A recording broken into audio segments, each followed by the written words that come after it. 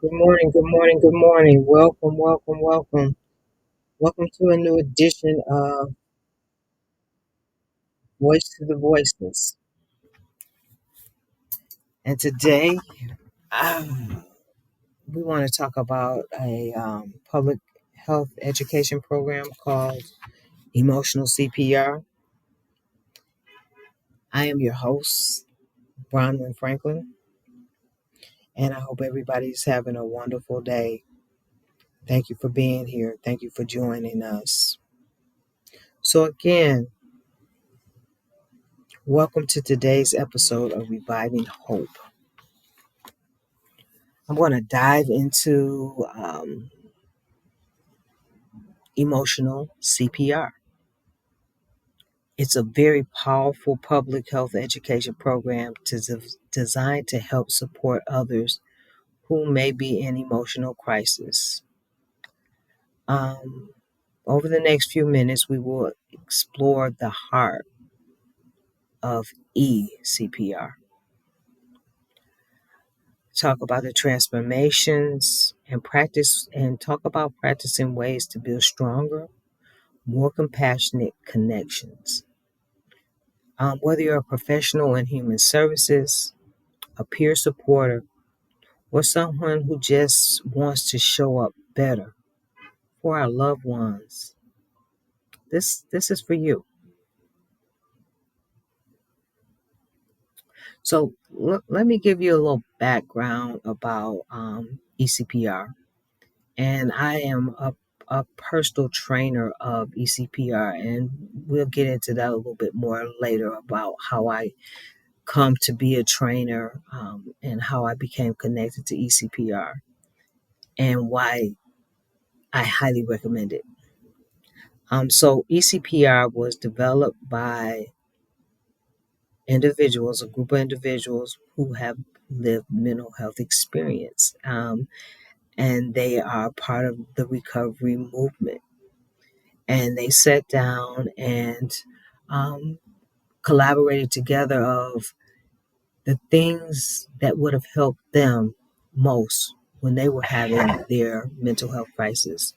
Um, the things that worked and the things that didn't work, the things that um, sometimes made them have more despair.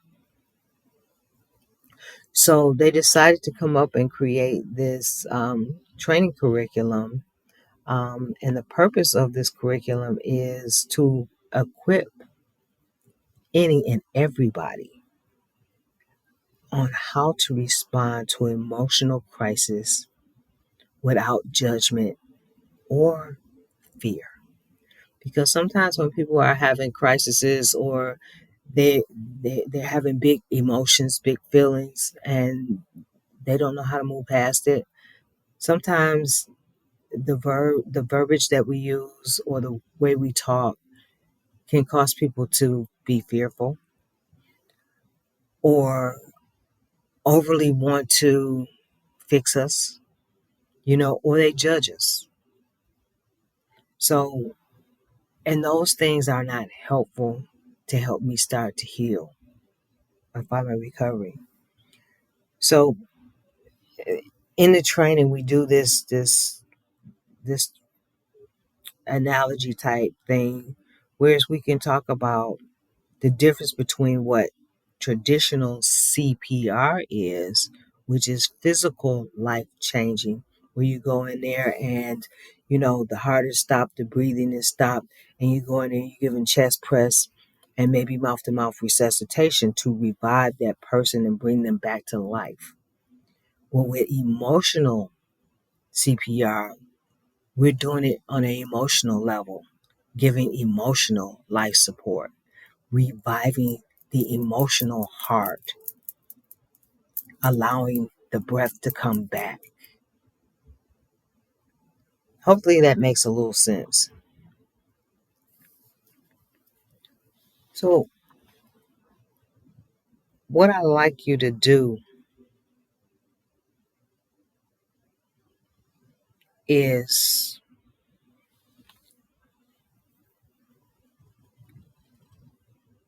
think about the last time someone sat with you in a hard moment. You were having a very hard time. It was a hard day.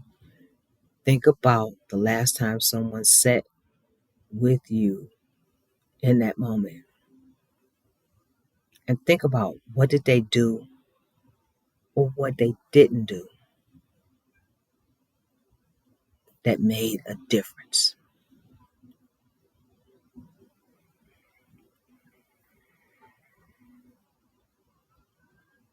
Okay.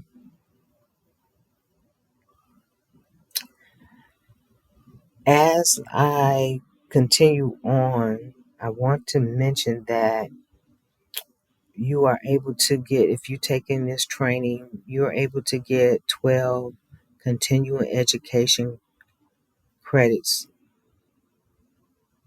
if you're taking it as a professional, which most professionals need.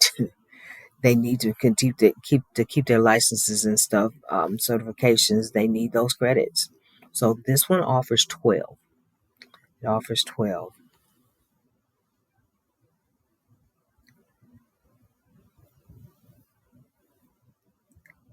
As you thought about that, what came up?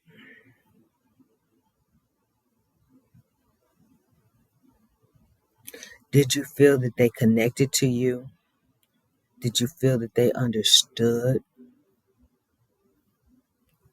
Do you feel you were judged?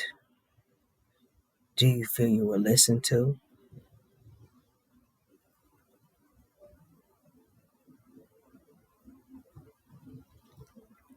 So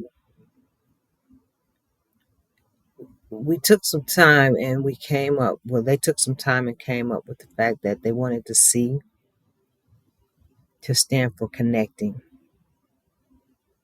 And connecting is the foundation.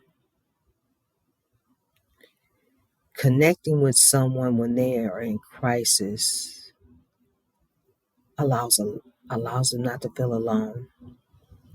It allows them to feel like they've been listened to. It allows them to feel like they've not been judged. It allows empathy. It allows you to connect with them with an empathetic ear. And letting that ear be your heart. Hearing that person with your heart. Understanding and reflecting on the circumstance might not be the same as something that you may have experienced, but the feelings may be the same. We all know what fear feels like. We we've all experienced maybe a level of hopelessness or confusion or overwhelmness, sadness. We've all experienced those feelings and emotions. The story may not be the same, but being able to connect around those emotions and feelings and understanding the depth of that and being with that person and being fully present without distractions, without the cell phones, without the TikTok, without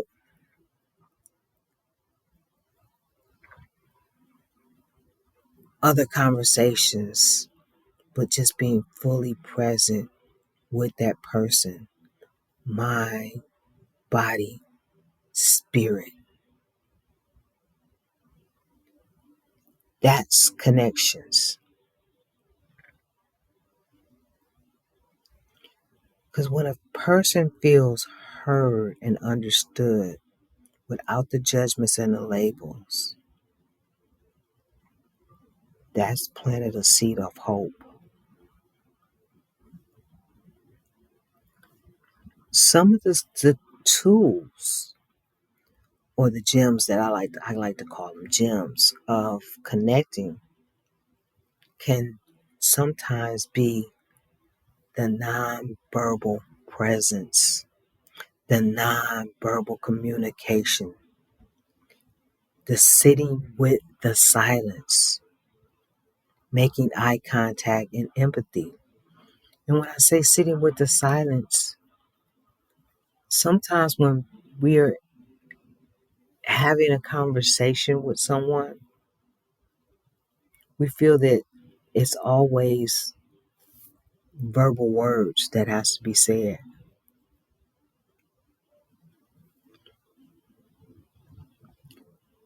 But the power of the nonverbal presence and body language is felt and heard louder than the words.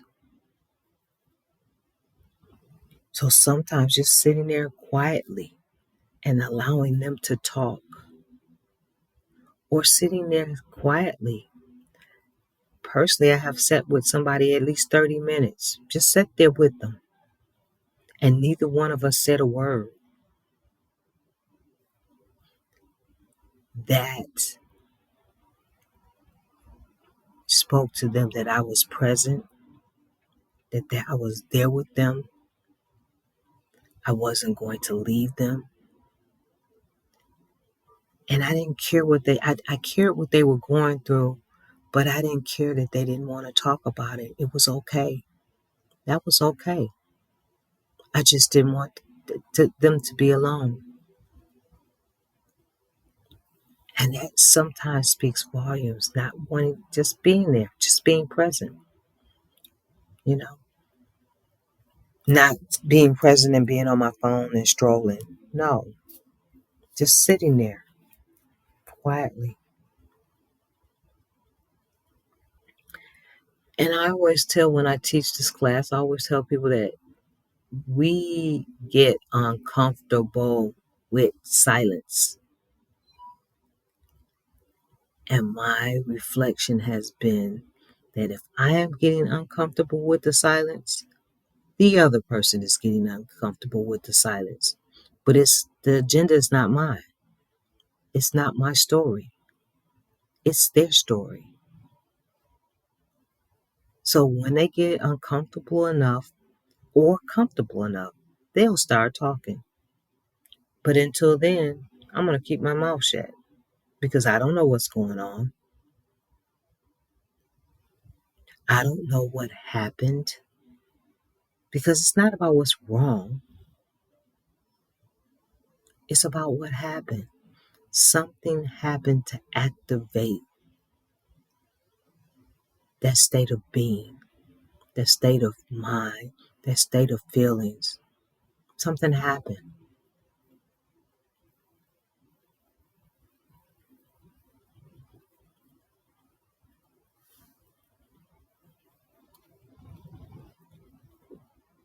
You know,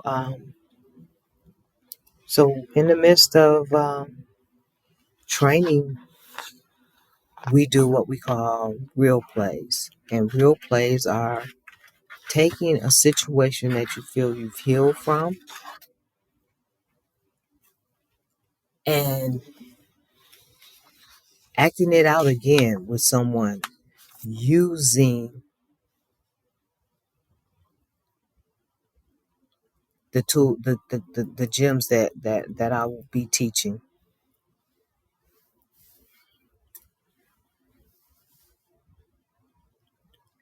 So again, I want to invite you to do something.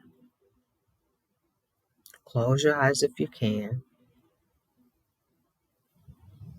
Think of someone in your life and imagining connecting with them without trying to fix, but only being present.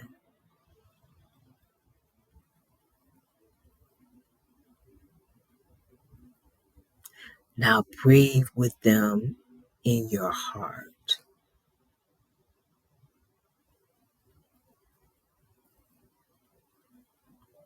Continue to breathe with them in your heart. Only being present.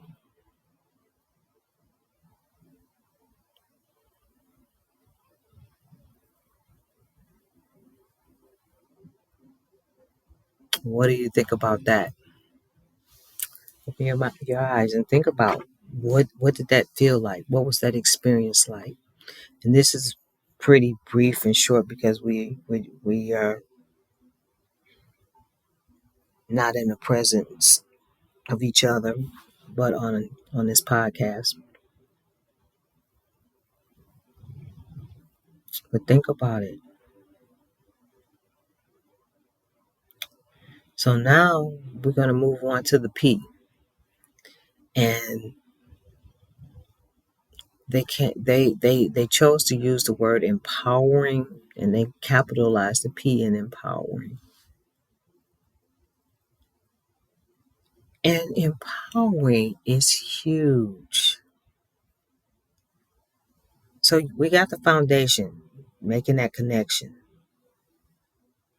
But this is the piece that sometimes pivots. This is where you see the flower break forth through the dirt because you planted the seed with the connection. So now the seed is just kind of stuck its head above the dirt. Empowering is helping that person rediscover their own voice, their own choice, and their strengths.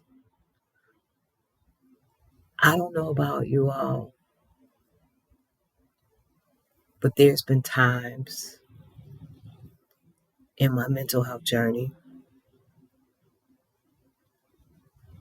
where I felt I hadn't been heard, especially with doctors and medical professionals and uh, social workers and so forth.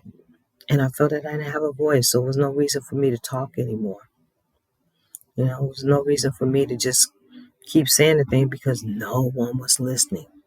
They were all trying to fix me and tell me what was wrong, and then they took my choice. Because not only were they telling me what was wrong, they were telling me how I should fix it, what they thought was best for me, the things that I should do, you know. Um, Never once did anybody ask me what I wanted to do or what I felt comfortable doing or what did I want to try doing. They just start throwing all these things at me. They took my choice. They took my choices. So no longer do I feel I have a voice to speak because it didn't matter. And then I didn't realize or look at the strengths that I had, the things that I had already overcome, the resilience, the things that I had been on a journey with, that I had made it through. You know, the strengths of being able to look back and realize I'm not where I used to be, even though I'm not where I want to be. I had lost all of that. So with emotional CPR, when we move into the P, we're talking about giving people back their voice,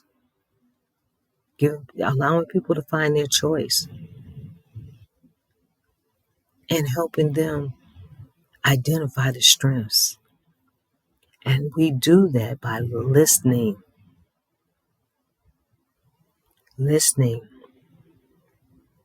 because now somebody's listening to me, and now I'm processing in my head, and now the things are starting to come together, but they're still really cloudy. But the more I talk about it, the more I see I have options. And then sometimes I may say to somebody, well, how did you handle so and so when that happened?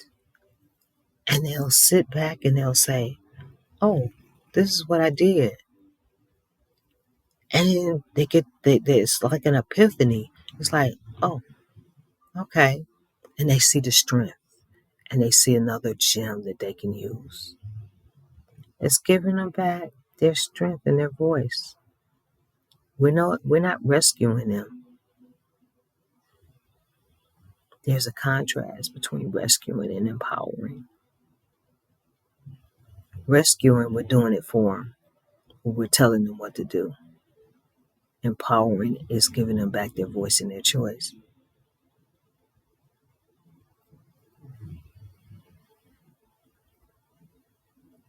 So let me ask a question. Again, curiosity, because this is one of those things that you approach with curiosity. If you listen to what I talked about a couple of podcasts ago around words that heal, we talked about curiosity. Sometimes asking questions out of curiosity, because when you ask the question, it triggers the thought process. It gets us moving out of that stuck mode and we start moving forward. So, not telling somebody what to do or not telling them the answers, you may already think you know the answer, but you don't because you're not in that person's head. But ask the question and see what they come up with. And it may be totally different from what you were thinking the answer would be, but it just got them moving. It just empowered them. It just allowed them to take another little baby step. So, it one simple question, one little question like, what feels right for you, is an empowering question. Just something as simple as that. Or what's worked before? Or what have you tried? What would you like to try?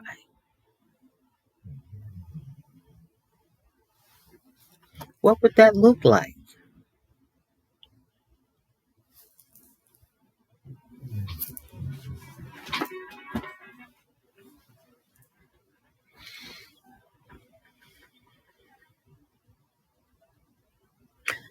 So let me ask this. I'm going to ask you this. I asked a lot of questions. So here's another one. Think of a time when someone believed in you before you believed in yourself.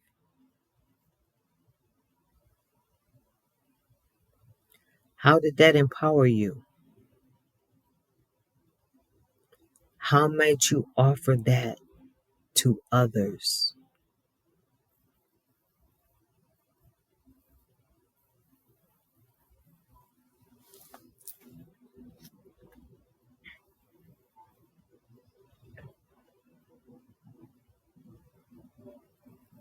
Okay, interesting. So now we want to talk about the R, the revitalizing. The revitalizing when the plant is standing strong and it's standing up and it's pushed through and it's strong and it's healthy. Revitalizing is when we support the hope, when we support the power, when we support the purpose and the meaning of life.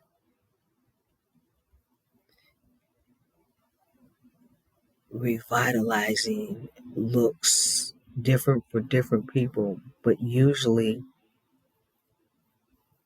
the person has shifted. The conversation is in a more positive light. The conversation could be things that they're doing, or things that they want to do, or things that they're able to do. They may have a plan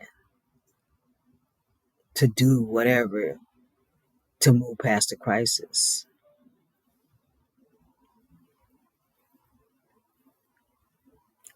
Focus on how CPR. So we want to focus on planting sparks, watering, supporting, nurturing, not fixing. So I want to share how I fell in love with ECPR. I fell in love with ECPR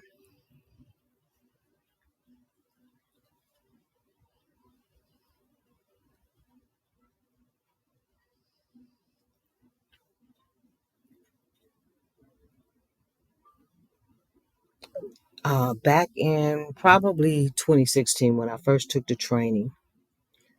And we were doing what I call the real play. And as many people may know, I am a person with lived mental health challenges. I am a survivor. Um, I am a multiple suicide attempt survivor.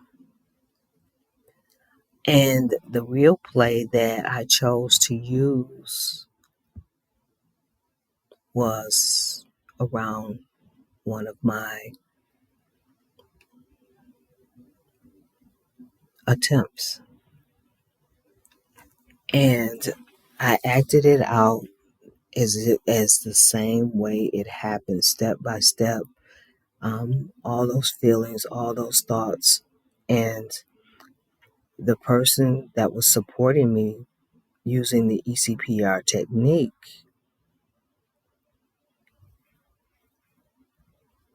when they supported me,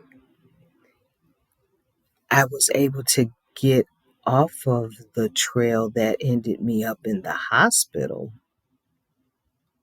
way earlier in the story. And by the time we finished, I had a plan to do some other things. I had some resources that I was going to look into. Um,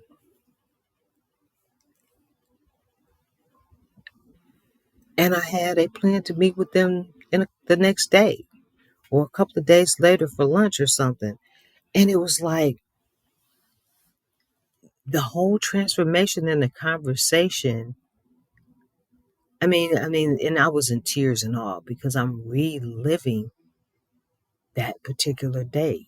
And I thought it was okay because that particular day had happened well over 20 years prior. Um, Matter of fact, 30 years prior. It happened back in 86. 1986 is when it happened. And I was just in awe of how the feelings was different and the outcome was more positive and upbeat, and that just sold me on ECPR. I fell in love with it because it was one of those things I wish I had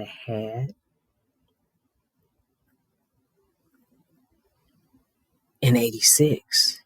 And maybe I wouldn't have been in the hospital for as long. Maybe I would have never even went to the hospital if someone had listened and allowed me to look at my strengths, me to know that I was being heard and there was nothing to be ashamed of. When I went to the hospital, all they did was give me a bunch of pills, you know. It was a band-aid on a bullet wound. So that connected me wholeheartedly to emotional ECPR. I became a trainer during COVID. had took the original training, but it was a process before I was able to become a trainer, and now I am an educator. So I train trainers, and it is a trainer model, and it's just amazing how the transformation works. Um, so I want you to take a minute and indulge me. We're gonna do like a guided visualization. Imagine someone is struggling. Picture yourself sitting with them. Connect. You're offering them space to speak, to breathe, to feel.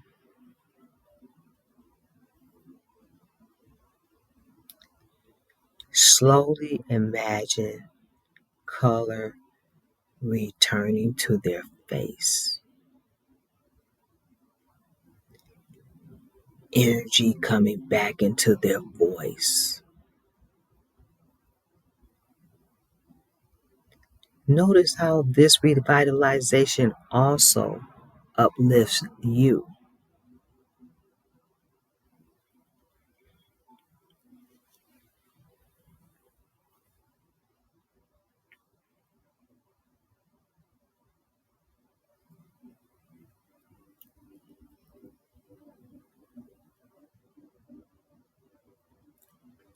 It's a pretty awesome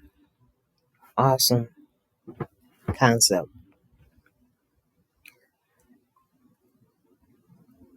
It is evidence based.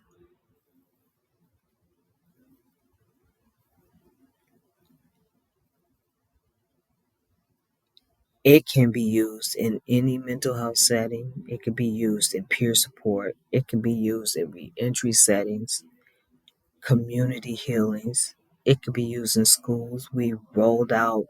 Um, they rolled out a youth version of ECPR. We've rolled out a police version of ECPR. And, I wouldn't be the advocate that I am if I didn't say that we have tried to get police to take the trainings. And so far, we have not been successful at that. But we do have it in schools. We do have it in some community mental health centers. Where I'm at in the state of Michigan, uh, um, the peer support are definitely taking it. It's offered 2 to 3 times a year um, to peer support. I have done it in multiple states. I've trained multiple mental health organizations where we've trained up a set of their peers so that they can continue to train up other employees and roll it out in those areas. Um, it's amazing. So there it is, an evidence-based practice. I will put the link to that in our description. Um, it's mentioned in the PubMed research article,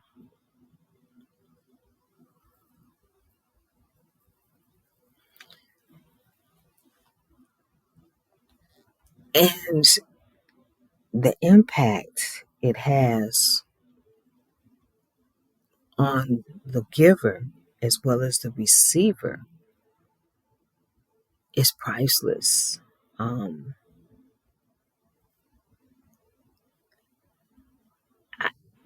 to explain it, I have gotten so much out of it when I can sit down and support someone because I learn so much about them. I learn a lot about me, I learned a lot about more about understanding um, trauma, feelings, emotions, and all of that. So yeah, it's very impactful to the receiver as well as the giver. I want to invite you to journal something. Where in your life could ECPR have made the biggest difference? I got one more question for you on that journaling piece. Where in your life could ECPR made the biggest difference?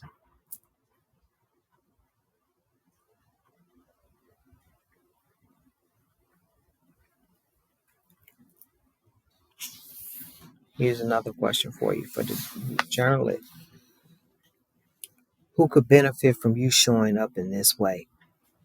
Who can you help? I'm going to tell you something. I have adult children and I have grandchildren, and I have learned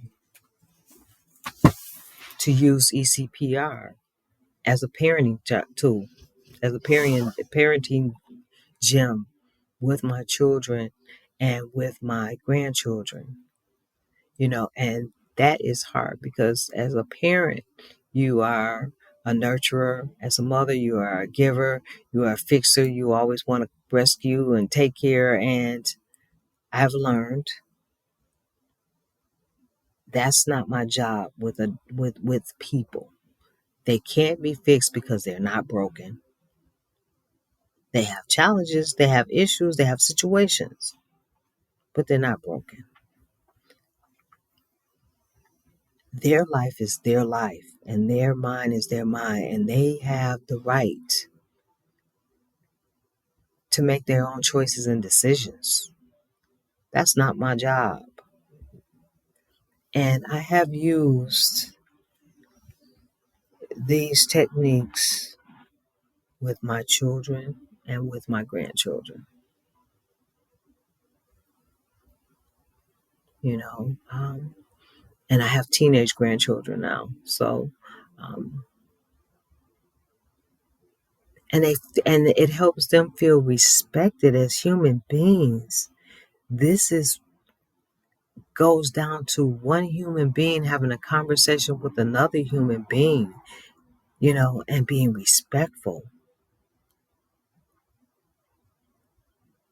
So those are things that I have found that's helpful to me when doing ECPR. Um, I take in, I have tried to make this a way of every interaction, not just crisis. I have tried to make this a way of being just for me in my everyday life.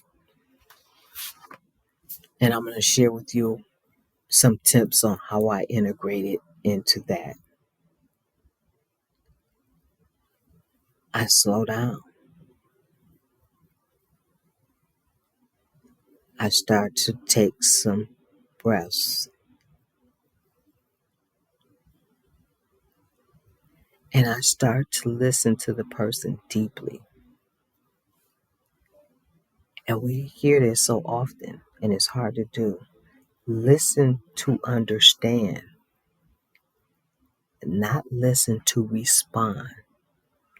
And it's hard when we have to get out of our head and we're coming up with answers and replies. We want to get out of that. We want to listen deeply. We want to be present. Use curiosity instead of assumption. Because again, we haven't lived that person's life. We haven't walked in their shoes. We can't get inside their brain. And how we may have approached it may be totally opposite of what they're thinking. Ask the questions. approach it with curiosity that is not judgmental. So you create a safe space. Know that, allow people to know that you're safe, that you're not there to judge them, that you're not there to fix them, that you're going to be there with them physically, present, wholeheartedly, mind, body, and spirit. And you're going to connect with those feelings with your heart. It is the connection that brings the healing.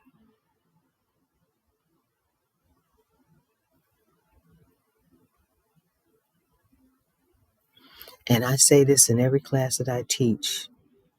You have to remember to take care of yourself as well. Because, and we hear this so much, and it is so true, you can't pour from an empty cup.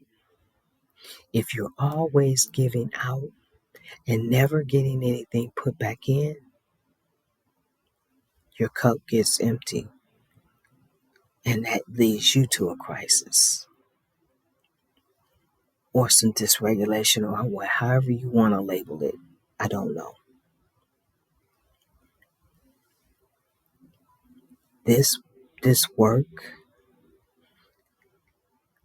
can be draining. So remember to take care of yourself.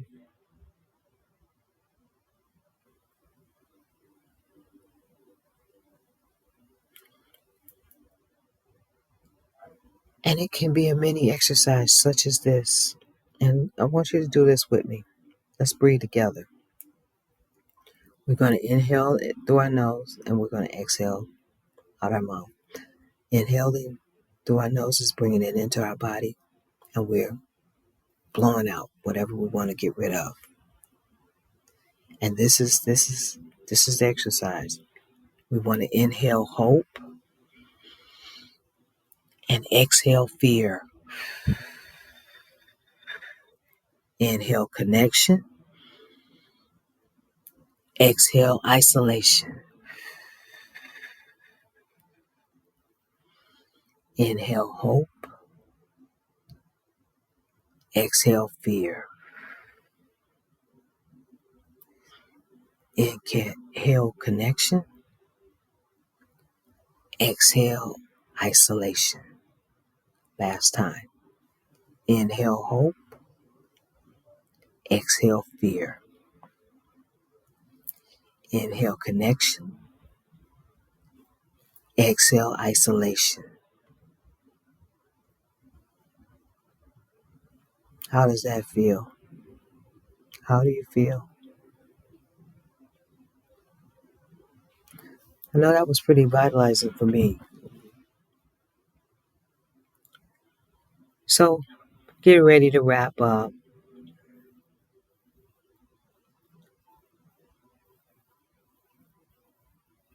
This is my call to action. We're connecting, we're empowering, and we're revitalizing each other as human beings that we encounter who may be having a stressful day or a stressful moment or a crisis moment. It all looks different for different people. Taking off those hats of judgment and assumptions. I want to invite you to learn more about ECPR. I want to invite you to join a training. Trainings are provided. They're 2 days, 6 hours a day. They offer 12 CEUs.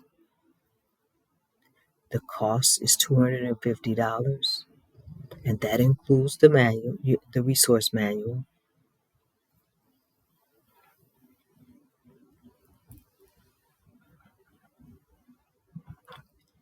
And I just want to encourage you that emotional CPR is more than a skill. It is a way of life. It teaches us that in every crisis, there is an opportunity for connection, empowerment, revitalization. I invite you to practice ECPR today with yourself, with your family, with your community. Together, we can create a world where hope reigns supreme and inner strength is always within reach. Thank you for joining us today, and may you go forward with compassion and courage. This is Bronwyn. Check out some other podcasts on the 313 Network Solutions. Thank you. Have a great day.